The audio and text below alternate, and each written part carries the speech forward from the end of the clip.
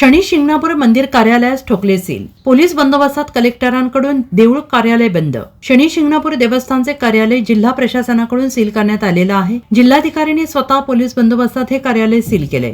जिल्हाधिकाऱ्यांनी प्रशासकीय कार्यालय सील केल्याने मंदिर परिसर आणि विश्वस्त मंडळात खळबळ उडाली आहे। शनी शिंगणापूर देवस्थानावरील विश्वस्त मंडळ बरखास्त झाल्यानंतर येथे कागदपत्रांची हेराफेरी केली जात असल्याची बाब समोर आली।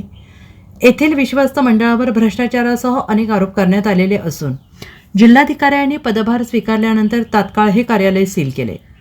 विश्वस्त मंडळांकडील सदस्यांकडून मंदिर देवस्थान ट्रस्ट संदर्भातील भ्रष्टाचाराचे पुरावे नष्ट केले जाऊ नयेत यासाठी जिल्हाधिकाऱ्यांनी तातडीची कारवाई केली। शनी शिंगणापूर देवस्थान कार्यालय सील करताना येथील कार्यकारी अधिकारी मात्र गैरहजर असल्याचे पाहायला मिळालं।